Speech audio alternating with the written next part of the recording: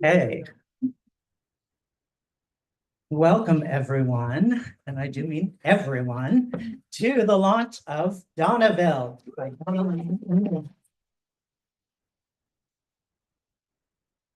Glad we got such a full house. We have plenty of books, but we also have these lovely maps which have been printed. You got a Xerox, but if you want the finer, thicker paper version, what's that? Letterpress. Signed and numbered. Signed and numbered. These are also available up front. Perfect. For a fee, yes. Unlike the ones you've been handed, which are a gift. So welcome, my name is Greg Newton. I am the co-founder, along with my lovely partner, Donna Jokum, of the Bureau of General Services Queer Division, which is the space you are in right now.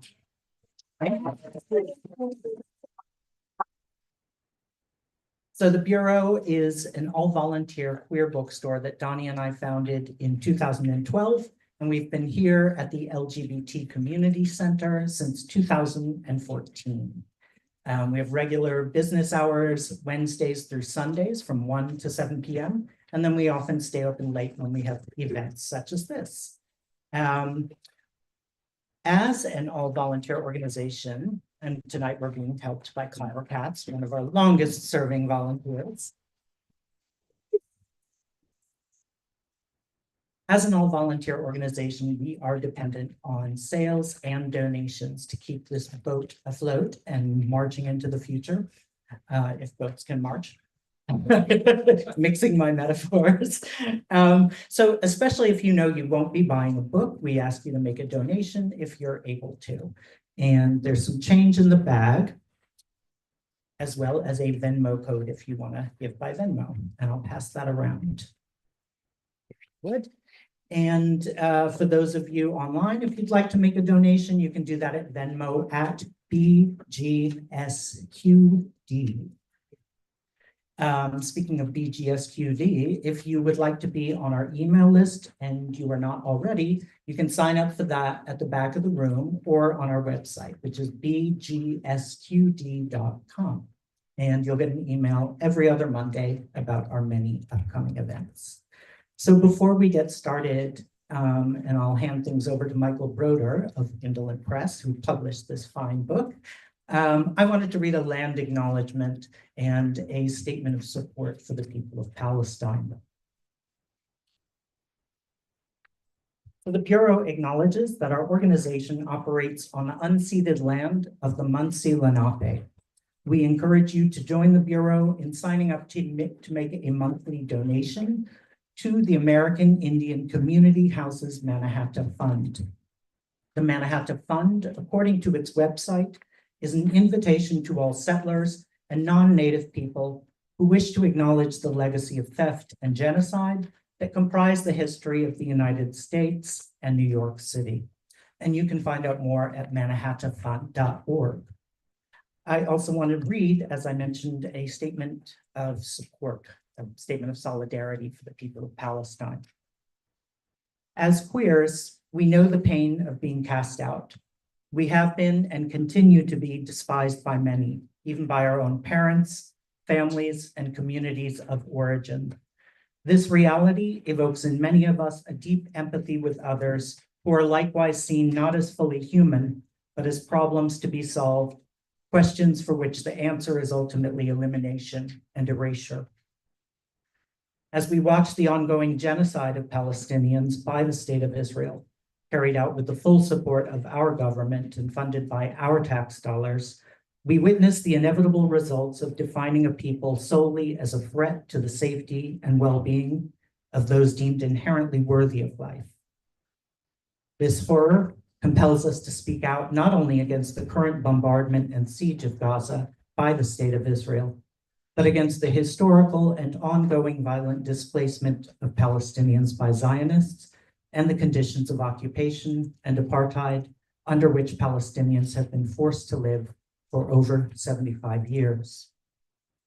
In our longing for a very different reality, We take inspiration from the words of Jose Esteban Munoz, who wrote, "Queerness is essentially about the rejection of a here and now and an insistence on potentiality or concrete possibility for another world." And now it is my pleasure to bring to the stage Michael Broder of Indolent Books.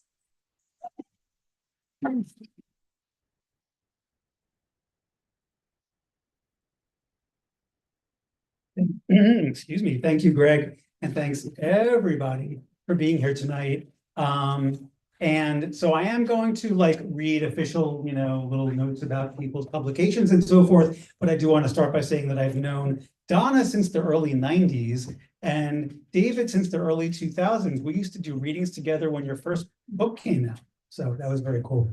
Anywho's, we're here tonight to celebrate the launch of Donna Minkowitz's debut novel, Donnaville. So Donna is the winner of a Lambda Literary Award, a GLAAD Media Award, an Exceptional Merit Media Award, and an award for outstanding journalism from NLGJA, which stands for something that they don't really use anymore, but they're the Association of LGBTQ plus journalists. She was the Village Voice's longtime columnist on queer politics and culture and a columnist for The Advocate. Her memoirs, Growing Up Golem and Ferocious Romance, have also been finalists for a Lammy, the Judy Grahn Nonfiction Award, and the Quality Paperback Book Club's New Visions Award. Her writing has appeared in the New York Times Book Review, The Nation, Slate, Salon, and Ms. And she has frequently gone undercover to report on the far right. David Groff is a multi-award-winning poet, writer, and independent editor. He is the author of 3 books of poems. The most recent is Live in Suspense, or is it Live? No, it's Clay and Theory of Devolution. Groff is co-editor of the anthology Who's Your Daddy? Gay writers celebrate their mentors and forerunners, and is a founder of the Publishing Triangle. So without further ado, here are Donna and David. Or are you coming up on yourself first?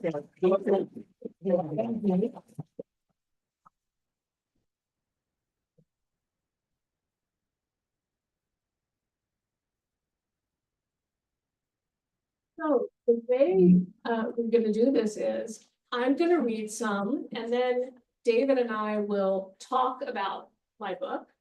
Then I'm going to read some more. Then maybe we'll converse some more and open it up to the audience. Yeah, Does that sound right? that sounds good, but I think you deserve an introduction above and beyond what Michael said so eloquently for this this book. You have in front of you a little Xerox of Donnaville, and I'm welcoming you all on Donna's behalf into this amazing landscape of a book. I will kind of wave this in front of the remote folks here too, so they can get a sense of this. You also have the cast of characters, a lot of you, which you can share to see some of the people who inhabit this world. I've known Donna for a long time. I've admired her nonfiction, the way she has blurred and moved around with genre, and I'm loving that she's done this work, and I'm not alone in loving that. Certainly all of you do. I just wanted to read 2 people, 2 very different writers who have celebrated Donna's work, and then I'll kind of hand it over to Donna to read. Matilda Bernstein Sycamore, the novelist, said, part anti-prison fable, part gory horror camp, part dyke goddess gay porn.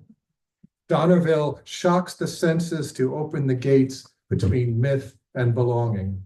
This is the abusive family narrative turned inside out, vomiting up the possibility of survival. Tender and grotesque, Donnaville frees the self of its burdens. And here's what Washington Post columnist Stephen Petros said. Not an allegory, but a wild romp of a fantasy story that takes the reader on a journey to the most forbidden recesses of the psyche and the most hopeful ones. Donna Minkowitz's debut novel, Donnaville, events a whole new way of talking about the internal struggles we all face.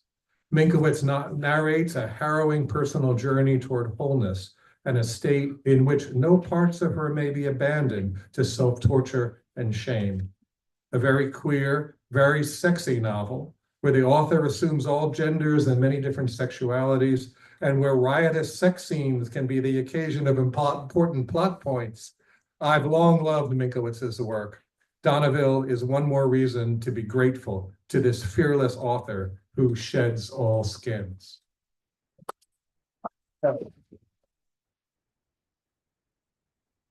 With that, Donna, I would invite you to begin reading and guide us into the city of Donnaville. Well, thank you so much, David, and thanks everyone for coming out. It's fantastic to see everybody here. Okay, well, I'm going to begin with, this is the Harlequin, a character called the Harlequin, who's on your cast of characters. He is a gay man and kind of a sexy Dionysian trickster. And this is him talking in the first person. I live on the outskirts of our city, so I come walking in from the mountains to the lovely entertainment district where the ice cream shop is and the special fish taco store. The ice cream is creamy. I haven't had it in forever. The jailer has never gotten any, poor thing. Giacomo makes me one with strawberries and bits of hazelnut. I slurp at it and dreamily make eyes at the tourists. I want a fish taco for later, too. I haven't been so hungry in as long as I can remember. There's a cute tourist dude in striped red seersucker pants and a little black watch cap. He walks a few feet ahead and looks back at me. I beckon to the alley, but he shakes his head and his little butt at the same time. Let's go get an espresso, he says. Nah, I'm hungry, and I steer him into the fish taco joint. The smells coming from it have been making my mouth water, even when I was still eating ice cream. The boy gets fried grouper, and I get fresh lobster. I have no need of money once anyone looks at my face, and I can buy out the store for us. I hook the two of us up with sparkling wine as well in paper cups. I haven't seen you around before, he says. I'm a homebody, I lie. His body smells sweet and acrid like the grouper. I'm with a tour from Upper Caspia. We live on the sea. I grew up on a red houseboat, and he has come forward to show me pictures. He wants to connect. Fuck that shit for real, but he just smells so damn good. Maybe I can crush the fish bits on him and squeeze a giant lime over his whole body. There are pickled onions, too, on the taco. I want to snatch a few and drop them on his head. Stop talking. Maybe I can just pour the Spanish bubbly over both of us? You don't seem very interested in this. And oh shit, he's offended. Oh no, he's getting up. Oh, please, no. I just got distracted for a minute. Tell me about your houseboat. Do you live in one now as well? And now he's showing me more pictures on his phone. He lives in a pink-orange boat with 7 mates. Must be a really stinko bathroom in there. Gay men as punctilious housekeepers are way overhyped. Oh no, now he wants to know about my living situation. I try to smile, but all I want is to open those little stripy pants and shuck them from him like a peel from a banana. Well, I live in this large nut. It's like a cool black sphere, I guess, sort of hippie accommodations, but I know a lot of other places to go. And I try to grin my most radiant and even warmest grin at him. I can do warm. Oh no, now he really likes me. He looks at my eyes with his very brown ones. He's going to ask me to be his boyfriend next. He puts his arm around me, and now I can smell the cologne with rum and cloves that they make down in Upper Caspia. Let's go on a very long walk, he says, he thinks winningly. And now here's another character called the jailer in first person. And this is after a goddess character called the Divine Mother has come to him to kind of try to change things around in Donnaville, and has brought out from the jailer that he's actually always wanted to bake, and it's a pleasure that he hasn't given himself. And this is him in the first person. Oh yes, I've always wanted to bake, not just bread, but cakes, things that could delight me and my mother, things that if you set them on the table could delight neighbors and all sorts of people you might meet, make them like me for once. My mother's friend made this cake with honey caramelized almonds on top. She served it to us with tea in a little china set. I haven't really made anyone tea before this lady now. That was so nice, and it made me remember how I used to like women. So long ago, when I was quite young, it was always my favorite pastime when my mother took me over to other women's houses so they could have coffee and I would play on the floor. I would look up at their legs under the table, blushing bright. They seemed quite alive, and their conversation so vivid as well. Men didn't talk that way. Magna is lovely. No one so nice has ever been in my rooms. It is sad to say. She's like a tall rose. I longed for women when I was younger too, and of course I also pined for men, but I haven't longed for anyone in that way in so many years, other than those pale, bare itchings to cut into people and make them wish they died before they ever came to me. And now, here is there is a bit with this character who the jailer mentioned named Magna, who is the Divine Mother. So she is a goddess. She exists both inside me and outside of me. And it'll say in the cast of characters, she also is comprised on some level of the good qualities of my actual mother, just the good qualities. And her name is Magna, as in Magna Mater, which is Latin for the Great Mother, which was one of the Roman mother goddesses.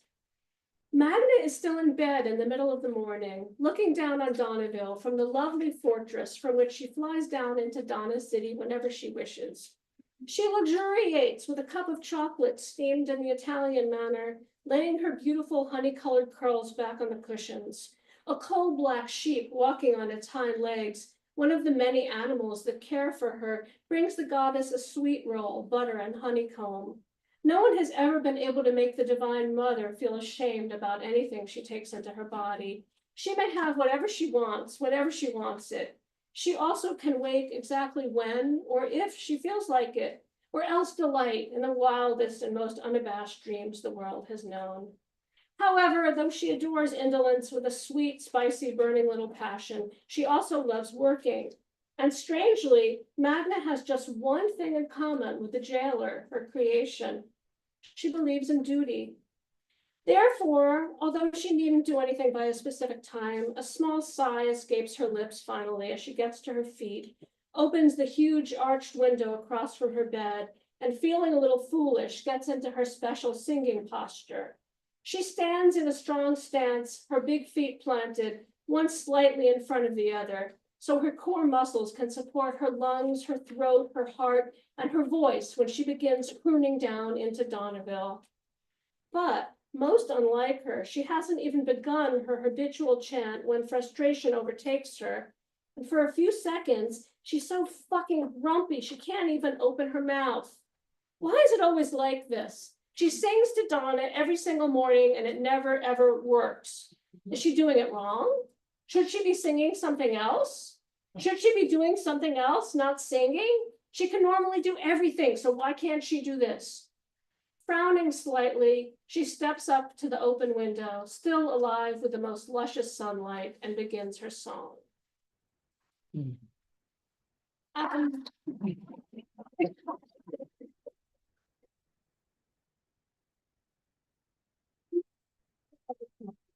another chunk before we go ahead, but what do you think, David? Do you have one more for later as well? I have one more for later as well. I want to hear one more, so I'm gonna get a sense of the whole thing. Yeah.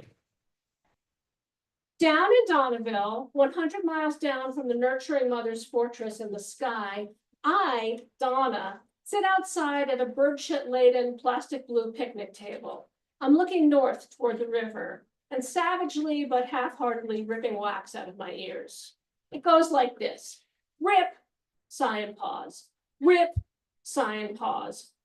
Hey, I don't mean to gross you out. It isn't earwax, medical name cerumen, I'm prying out of my lugs, but high-end, delicate beeswax. More than 50 years ago, I got hold of a large cake of the stuff, poured into tiny bits, rolled them in my hands, heated and softened the bits before stuffing them into my very small attached ears.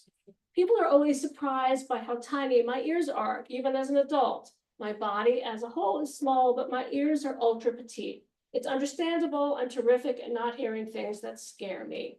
Of course, I needed to put a thick coating of beeswax in there just to make sure. Still, I'm ambivalent, but the time has come. I'm sick of this shit. I deserve something better. I want a parent inside me who is warmly loving, whose greatest wish is to give me tender care. Not one who smacks me in the head and keeps smacking me. I want the nurturing mother to incarnate herself in me right now. Oh, come to me, goddess. I'm not exactly your type, I know, and Donnaville isn't exactly your temple, but please come to me here right now, underneath this apple tree in my yard. We can listen to the creek together, glugging away in the background. So even though I'm not holding my breath for this to work, I sit at the table and scratch at the beeswax layer by layer, bit by scented bit, and tear the stuff out of my ears that I wedged up in there years ago because it was so perilous to hear that molten gold voice. The goddess sings, "Oh, my Donna, my darling, I want to rub your shoulders. Oh, lay down, lay your head down on my breast. I want to feed you. I have the food right here, a tuna fish sandwich and a meatball one, and I have roses for you, so you will always know how wonderful you are, my delight, my little cookie, my bright animal, my brave girl full of fire. And I will spread around you all that you might ever have needed, all you might ever love, baby." By this point, I can smell her perfume and almost see the long silk scarf she wears, the color of saffron. She is almost incarnated here on the picnic table across from me. And as her form wavers in the noontime light, I feel drunk and terrified at the same time. Her satiny dress underneath the table barely touches my leg. "I will never leave you," she says loudly, warm hand heavy on my shoulder. And I turn away, squinching my eyes toward the neighbor's house and whisper very low inside my own head, "Please." Her nipple enters my mouth, bright red. It pops inside. I have never felt anything so heavenly, but what I mutter in the direction of the neighbor's house is, "Please, I cannot bear your betrayal." And I'll stop there.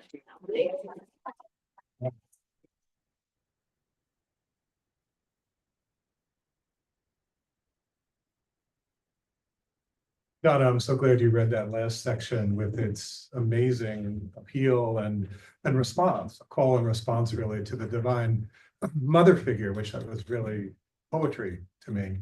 And I'm glad to have gotten this introduction. I want to just look again at the book here and point it toward our friends abroad. And just kind of experience what we experience, I think, when we just approach this book not knowing anything about it. We see Donnaville, we get this map, which is also inside the book, and then we have, not coincidentally, the name Donna Minkowitz at the bottom. So Donnaville, we are immediately introduced in your book to the idea of a place, and very quickly learn that this is a place, a town, resembling one that is on the Hudson River, but inverted 90 degrees, of the mind itself. And I kind of, when I first heard about the book, I was almost kind of envious of that somebody would have the wherewithal to be able to create, organize, and survey a physical place that represented the chaotic and confused and highly populated minds we all have. I think we all may want to write a first name Ville, or maybe Berg or something else there as well. And I guess I want to know, was this always in your head, and how did Donnaville come to be laid out and populated? And what was the creative process around that? What led you to create this city? Well, for a long time, I'm trying to figure out how to look at you. Oh, yeah, just bring the microphone really close. For a long time, I've been obsessed with the idea of the mind as a city. Ever since I read, there's a very old Delmore Schwartz poem that goes, "The mind is a city like London, smoky and populous. It is a capital like Rome, ruined and eternal, marked by the monuments which no one now remembers." I really like the idea of comparing the mind to a city-state, because then you get to think about things like, what's the government like? And what's the situation like between rich and poor in your brain? Who are the haves and who are the have-nots? And is the government repressive? Is there a terrible police force and a terrible prison? You know, in my mind there is. And things are not great between rich and poor. There's a gentrified neighborhood. If you look at your map, you'll see there is a Prospect Park, because I I grew up in Brooklyn. I was born in Brooklyn and I lived there for about 50 years. And so, you know, Brooklyn is really in my head.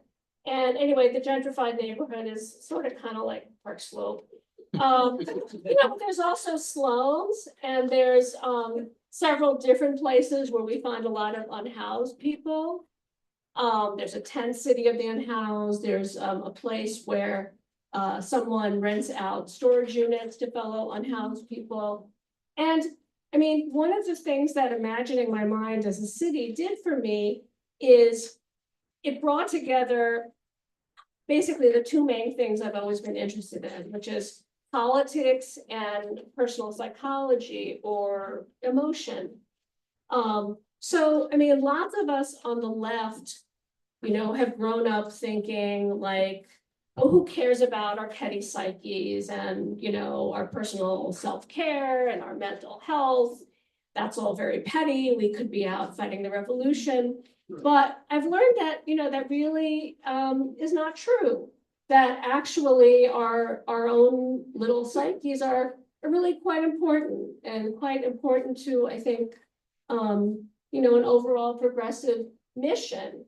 You know, and they say in witchcraft, as above, so below. And I think that works the same way with, you know, politics on a large scale and the politics of what's going on in our minds. You know, and what's going on in our minds and souls can mirror this unfortunate thing we find going on in America. That sounds great. I like how big that is and also how intimate and psychological it is. And one of the things that you mention in your intro to the book, the guidance of it all, you have the first character who's, I guess, not actually in the mind, and that is a therapist who objectively for me is the worst therapist I have ever had. No offense. But it seems that the book is kind of predicated, or the creation or communication of Donnaville, on reactions to that person ultimately and some resistance. Yes, so I was with this therapist for 20 years. And as the book starts, I decide to leave her. Because she is a therapist who tells me she does not want to focus on my strengths. That's no interest of her. She's only interested in pointing out where I'm weak and wrong. What else do I want to say about her? She is not named. She doesn't like metaphor or myth or imagery. She wants me to give it to her in this cold, objective American dialect. That's not how I think. That's certainly not how I feel. And she, I wanted my therapy to be more playful. And my therapist said, therapy is not play, it's hard work. Anyway, so I left her and I found another therapist who does something called drama therapy, which is a creative arts therapy. And the book actually emerged out of that therapeutic experience. Drama therapy is part of something, kind of a new movement in psychotherapy, some of you may have heard of, called parts work. Internal family systems is a form of parts work. Basically, it's predicated on the idea that we all contain multitudes. There are these different parts of us, and if we want to understand, you know, why different parts of us are weirdly acting at different times, desiring things, stopping us from doing things, it's really good and also very creatively satisfying to bring them out as characters. So in this work, the first two characters I came out with were someone in a dungeon. I knew there was someone in a dungeon inside me, and the jailer. There was a jailer who was keeping them in the dungeon. And I started writing, and there's a character called the child, who is an 8-year-old girl. who is imprisoned in a prison. She's the most important prisoner, and she was the person in the dungeon. And very soon there arose another character called the Harlequin, who was in many ways the jailer's opposite. Someone who did not believe in duty, who only believed in having fun, and who could escape in his mind whenever he wanted to from whatever bad stuff was going on in Donnaville, and he could help the other people in Donnaville escape, but unfortunately never in a permanent way, in a very druggy way, really, a very temporary way, that ultimately was not very satisfying. Mm. What would interest me, and I'm hearing this in your talking about these people, is this is not an allegory. This is not like this person represents this thing. Even the child, the jailer are pretty much three-dimensional characters. So we don't have some kind of, and I say this out of ignorance, Jungian maybe overlay that kind of drains the energy of the book, where people have their motives and meaning and labels emblazoned on them. And I think that's interesting with a lot of the characters, certainly with the jailer, to name one, and others who are just in dramatic situations where they actually grow and change. Yeah, they all change. They absolutely all change, including the Divine Mother. None of them is where they are at the start, which is the point. Something really needed to change. That's why it's a novel. I think. I'm curious. One of the things that was liberating for me in reading the novel, and I kind of brought into myself and integrated among the characters, is your adventures in inhabiting these different characters, also characters of different genders. And the book is amazingly, there are certainly binary characters in it, but the spirit of it and the idea of Donnaville overall feels very adventurous in terms of inhabiting these different creatures who are all over the place in terms of how they identify or how their identities change. Yeah, I was thrilled to be able to inhabit a whole bunch of genders and sexualities. I was particularly thrilled to inhabit a bunch of gay men in the book. I was thinking back to when I was a teenager. It was the 70s, and I often found myself in the West Village, and there'd be these gay men all over the place cruising, and I was aware of it. I was coming out at the same time, and I envied them. They were quite a potent force in my imagination. My wife often says that I must have been a gay man in a past life. We do a lot of like reincarnation ideas when we talk about gay men. We also say that in the next life we will be a gay male couple. My wife insists that I have to be shorter, continue to be shorter than her. But I said, okay, as long as I'm the one with the bigger dick.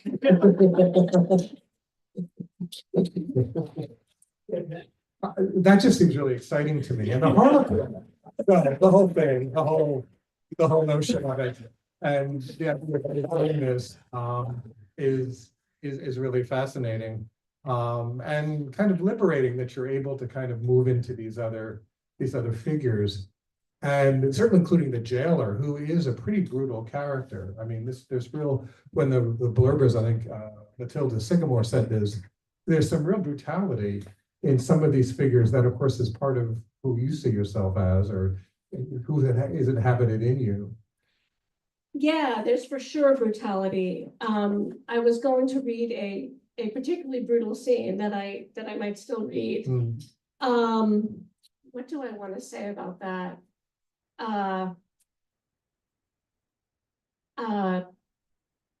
Brutality once experienced has to be digested and hopefully turned into something like gold or cake. Yeah, so well, the jailer does bake cakes, and He does change it, and he does turn something into something else. Yeah, yeah, which I think is one of the kind of plot things in the book is as all these characters interact.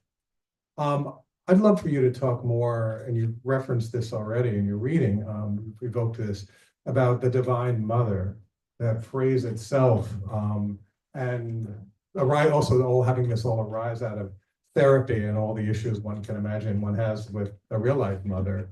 And then what you're doing with this character who's divine, but also not totally benevolent. Yeah, well, it's no accident. I'll say she's pretty good, but she's not perfect.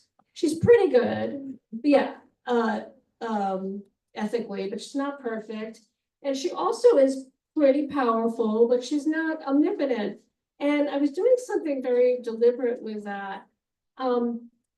So I have religious feelings myself outside of mainstream religion. But one problem that I have with most mainstream religions is that they blame all evil on us human beings.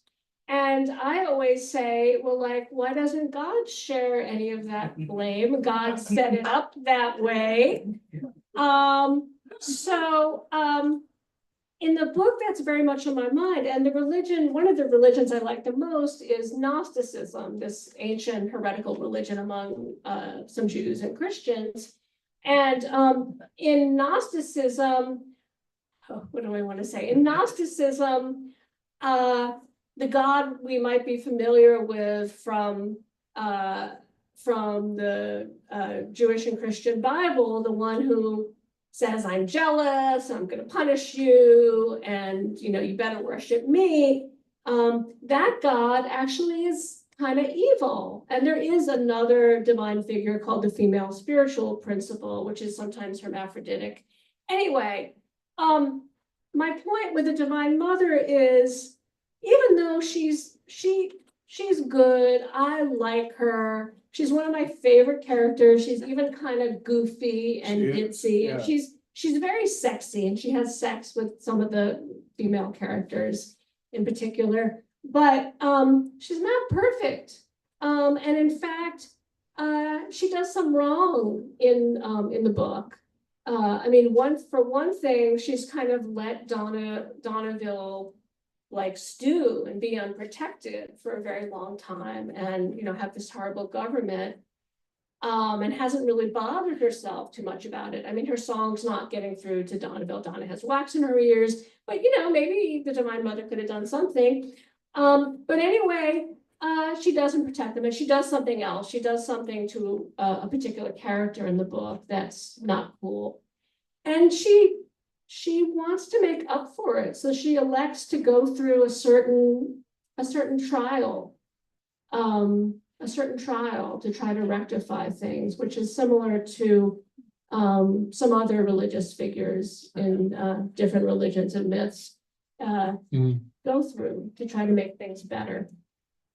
Well, I love that in her. I mean, I'm starting to read the book. I was feeling like, oh, Divine Mother, that sounds so divine. That sounds but it's almost, to me, and this is a different tradition, yours, like almost a Greek god who was going to cause lots of trouble, step on lots of feet, be completely capricious, even if there is maybe more benevolence in this Divine Mother than there is in Juno, for example, or Hera, whatever, or some of the others. So I liked that in a way, that she was in the mix, in the mess, with the rest of them as well. She doesn't have great boundaries. Your first therapist would not approve of that. So I found that really interesting, and again, kind of corrupting the idea of some easy application of knowledge or characters to these folks, whether they're jailer or others. Go ahead. I mean, and she's also part of me. I mean, I'm not all good either. So it makes sense that, the divinity inside me is not perfect and is not all good. Mm-hmm. Well, there are other things too in the book, and you pointed this out and mentioned to me, where people in this Donnaville world have real failings, and one is around misogyny. And you've talked about that and with me some, and I'd love to hear what you have to say about inner misogyny here, I guess, and in the streets of Donnaville. So, yeah, the book is very much an effort to tackle my own internal misogyny, among other things. I've known for a long time that I have this internal misogyny, and if I can think of when I first became aware of it, it was in the early 90s when I went undercover to a Christian Coalition event, and there were these women there actually in a panel who were saying the most disgusting things about other women. I mean, it was a panel on women in the military, women who had been sexually abused and assaulted in the military, and these Christian Coalition women were calling them sluts. It was very shocking and horrible. But I also recognized it was similar to an internal voice that I have about women, which is very much connected to my experience with my own mother. My mother was a really hard mother to have in many ways, although there also were definitely good things about her. But in the change that David was talking about, where I leave this very critical therapist who doesn't believe in fun in the therapy room, and I go to a space that has more lightness, that has more care, that has more fun. It's also a more feminine space, and some of what all this is about. And even in the excerpt I read just now, it's about inviting the Divine Mother in. It's part of inviting my own femininity in and nurturing, both nurturing from other people, nurturing I might do myself, which is coded as feminine. And, in my life, I have often been very suspicious of nurturing, either from other people or from myself. In fact, a recurrent theme in the book is the jailer thinks he's taking care of Donnaville and the child by treating them in these terrible ways. He thinks that torturing people and locking them up is a wonderful way of taking care of Donnaville. That's what he thinks taking care is. He thinks he's improving them, and he's making the child better. So the book is a lot of project to learn a different way of being. And I just wanted to add, when you were asking me about gender before, in recent years, I have identified more as non-binary, but in identifying as non-binary and thinking about the male and masculine parts in me, it's also freed me up to really embrace femininity in myself in ways I never have. And I grew my hair longer, and I started dressing differently sometimes. So it's really a project to invite the feminine in many ways. So the idea of connecting more with a non-binary presence actually allowed you to access femininity in a different way. Yes, femininity felt less contaminated. It wasn't, oh my God, I'm going to be this conventional feminine woman. And it also wasn't, frankly, oh my God, I'm going to be like my mother. It was, actually, I'm going to be this different person. My name is Donna. My name is Donna. On that note, would you read us another section from the book as we round out and open up things soon? Okay, well, this is a hard one. All right, here we go. Okay, so the Harlequin has actually gotten together with that boy he was talking to, and by getting the grouper from.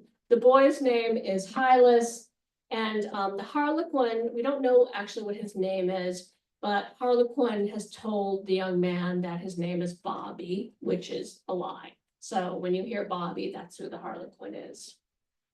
Hylas and Bobby have just entered Hylas's guest house, a sweet gay place with dried flowers and cheerful old paintings, and proceeded quickly to Hylas's room on the second floor. The door is painted Persian blue, and when Hylas unlocks it, they almost fall inside. Bobby puts his hand on Hylas's cheek and roughly/delicately guides him to the bed. Hylas then seizes him and turns him on his back so Hylas can lie athwart his hips and kiss him, while their legs twine firmly around each other. Bobby scrabbles at the other boy's clothes and tears open the other's shirt to reveal the radiance of his chest, a message so stunning he must pause for a few seconds to take in its magnanimity. Bobby is all about beauty, but the beauty of the other, surprisingly takes him to a place he did not think he could ever get to, a place beyond desire and into fulfillment and ease. With his whole hand, he touches Hylas's face so softly he surprises himself. And then, when the Harlequin wakes up, it is dim in the little room, and the birds are singing feebly. He looks at Hylas lying there, so innocent and sleek, beautiful closed eyelids nestled around a dream. He is horrified suddenly. Oh, fuck no. I feel like a murderer. Because I'm going to hurt him, there's no question. I'm going to hurt this man. And Hylas, who makes himself so vulnerable, Hylas, with his little boy features, is the perfect mug, the perfect one for me to love and abandon. I who have abandoned so many. But I have no choice, I never did. I haven't slipped out of jail cells all my life just to be caught now at the finish line. Now we'll go briefly to the jailer. The jailer has, for the first time in decades, met with a friend named Anna at a bar. After Anna and jailer leave the bar, it's long past time for the jailer to report to his real job, that is, at the prison instead of baking. His ankles feel so heavy, it's like lifting a bowling ball. He imagines them pierced through and connected by an iron chain. But who is it who controls that chain? Is it simply all the wine he drank with Anna that's making him come to a dead stop every couple of feet? Or is he, he wonders, for once acknowledging what he is doing, reverting ever closer to the invisible center of pain? Why does he keep returning? He can feel all the pain in the prison, has always felt it decades before he became its warden. Even as a child, he felt it. The wretched chambers at the center of this land, the invisible prison at the heart of this world, draw him horribly, inevitably, although he hates them, No, he forces himself to sit down on the curb for a minute, breathing heavily. Factory trucks, garbage trucks, refrigerator trucks, mortuary trucks pass him by. Suddenly he's ravenous. He hasn't eaten anything since he chugged some milk last night. He only allows himself milk because he's lactose intolerant, so he thinks it will teach him. But he can't abide the thought of milk right now without retching. He hates the sustenance he assigned himself so long ago, when he decided that in a terrible world, he needed to be an example of discipline at every moment, an example of rectitude and commitment. He doesn't want to go back. He always goes back. It is his only real virtue. The only good thing about him is his constancy. He can suffer forever and make others suffer. Okay, now back to the Harlequin at the guest house. Bobby sprints out of the room. He is good at passing undetected, good at getting out while someone is sleeping or not noticing or not realizing yet what he is. Moving extraordinarily quietly, lighter on his feet than anyone else in this ridiculously loud and heavy town, he ducks his head and moves around the corners, running into none of the gay guests or staff or the lone woman he can hear in the front room, polishing and dusting everything. He moonwalks into the breakfast room to grab a glazed donut and is out the front door before you can say Jack Robinson. Hylas wakes up in the guest house. Then, a little later, the Harlequin is hiding in a haystack at a horse riding theme park in the entertainment district. He dived under the hay because he's shaking. Usually it's fine when he leaves boys, but what he felt in that room, a vastness, a starry space really, was different from the kinds of bigness or brightness he had felt before when having sex. What he felt was not so much that he was being carried out of the course of ordinary events, as that he was going deeper into them. Normally, sex is holy for him because it is the ultimate breaking of the locks, the thing that makes him know in his bones he is free and comes from fire. But the connection with Hylas in that room didn't feel like a divine escape, as much as an ingress, a coming towards, deeper into, a tasting and enjoying of what is. He doesn't know how he feels about that. He doesn't know how he feels about the whole business of going in or enjoying what is. Isn't the ordinary world stupid, corrupt? Is it bourgeois to enjoy what is? Collapsed around Hylas like that, he felt like a predator. Is it okay to be a predator? I have more.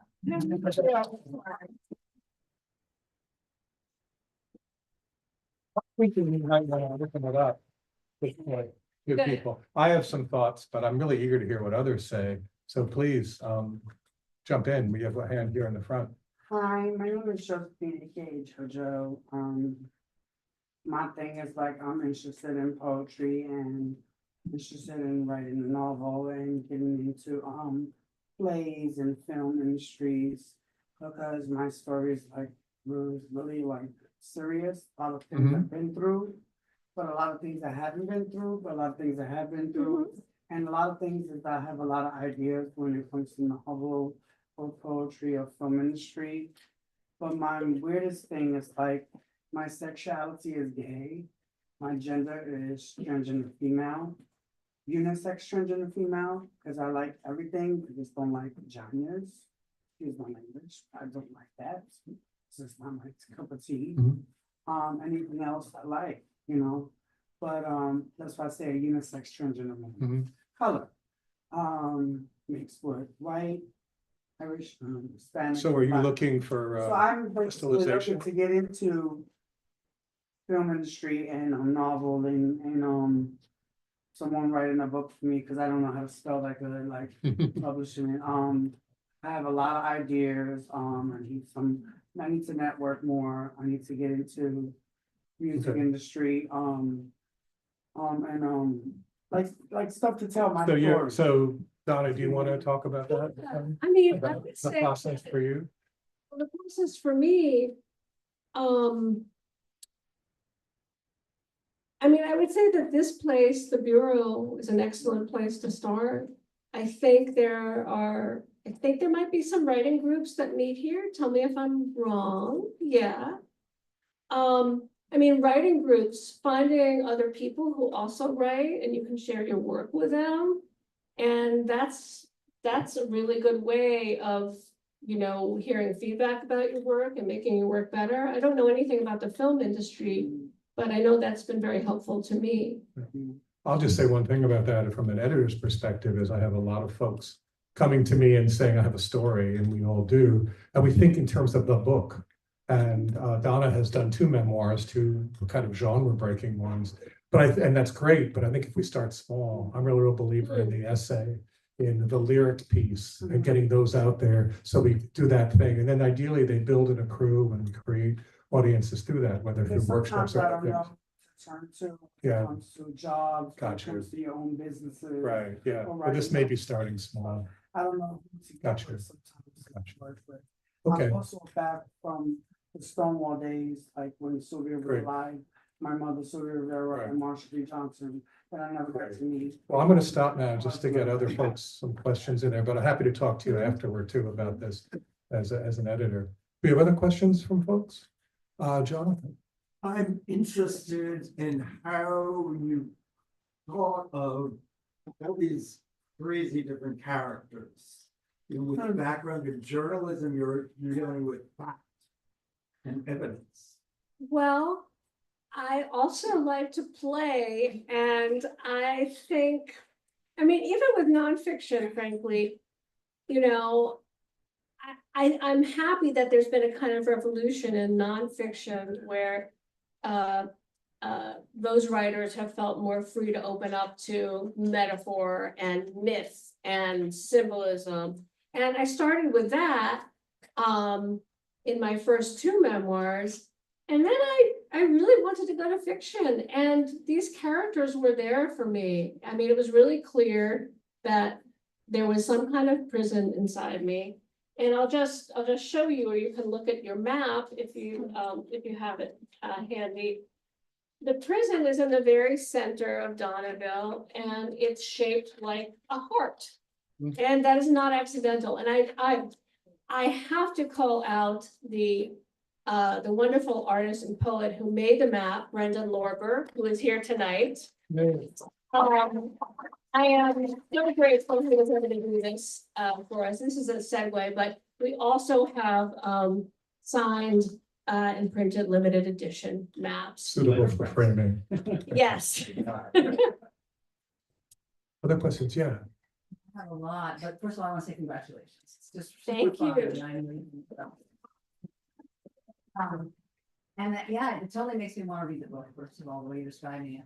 I had two questions. The first one is obvious, which is, why did you stay with your therapist for 20 years? Like, knowing that you've been writing deeply for in the 90s, you were writing psychologically a lot of your journalism. It's like, what do you think about that? And then I have a literary question.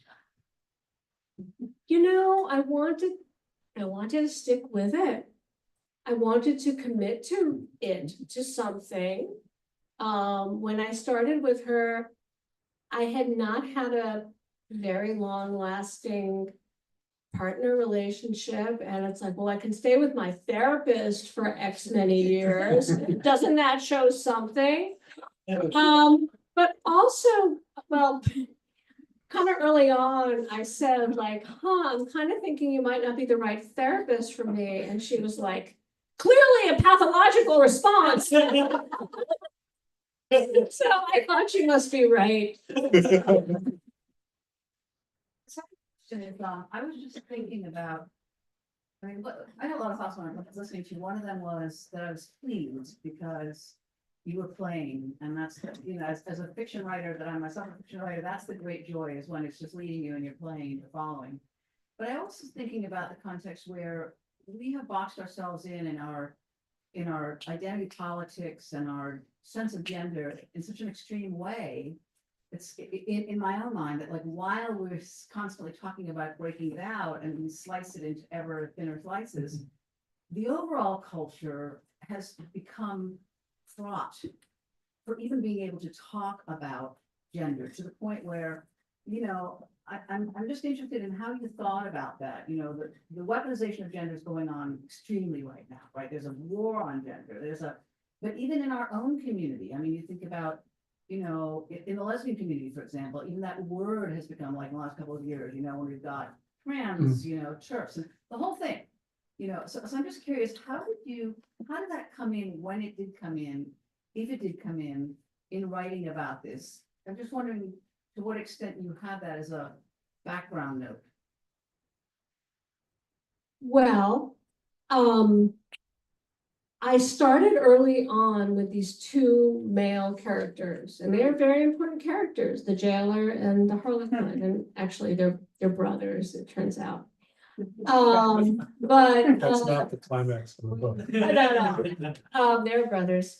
But you know, and I was talking with my nice drama therapist, and she's like, "Oh, it's very interesting that they're both male."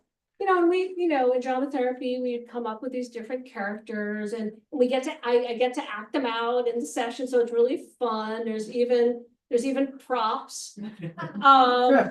And what's my point? My point is, sometimes she would say, "Oh, well, that's, you know, that's a male, you know, did you happen to want a female character?" I was like, "No, I mean, not for this." And I became very comfortable. I mean, I've always felt like I had a boy or man inside me, as well as a girl or woman. But through these characters, I became very comfortable putting them out there. And I mean, the harlequin in particular, this kind of gay male imaginary. When I was a teenager, I was also super into Dionysus, and he's a little bit a version of that. So putting on paper and letting myself run with these figures that have been very much a part of me for a really long time. I haven't said much about the child. But she also comes into her own, and she's a plucky little girl, and she does go on a journey of her own at some point in the book. Yeah, I think she's one of the main protagonists in her way, in her freedom. Other questions from folks? Yes, in the back, Dale. I do, congratulations, and also, Thank you. thank you for reading, also to the artist, who's here, I love the map. I just really have a comment, which is that, as a gay male, and a slut, let's say Ty and I see him for the moment, I found the Harlequin's arc from like hookup to post highly relatable. It was very like intertwined longing and isolation, which I think you captured that beautifully, so thank you. Thank you very much. Great. Other folks? Yeah, So I'm also a writer and I teach other writers, and it's usually very difficult for people to fictionalize themselves and keep themselves as protagonists, as main characters, very active. Like sometimes I will notice in my students that the main character that strongly resembles the self of the writer, that they can't be active like everybody else is doing things to them. Did you struggle with that? Because what I'm hearing are a lot of other characters, but I'm not hearing so much about Donna, except for the one that you read, and I haven't read it yet. I'm very excited about it, but can you talk about how the Donna character actually becomes, like, has agency in the book, and if that was difficult for you? Sure. Well, so all of the characters are Donna. They really all are me. So when a character named Donna is there, it's kind of just, it's kind of just taking us into the bigger picture. This is me. This is what's happening in my life. I'm going through my day as all of these crazy things are happening in my mind. So I didn't find it an opposition, because the people in the book who change and go through the things really are me. I didn't feel passive at all. interesting. Well, I may have a final question then for you, and then we can talk and communicate and cheese and buy books and autograph maps. I think when we read a book, we're changed by it. And you approached this book initially from a place of wanting change and clarity and moving from stasis to a kind of different kind of kinetic energy around the story you were telling. So we'll all be changed by it, but how has writing this book and getting it to us altered you? It has altered me, and I feel like I'm almost not supposed to say that. Like, we're not supposed to admit that, it's like, oh no, it is all for art. No, it has nothing to do with me as a person, or any attempts to make my life better. No, it has. I feel freer and lighter and more fun, and things are more fun. More fun. Let's end on that note. Thank you, Donna. Thank you all.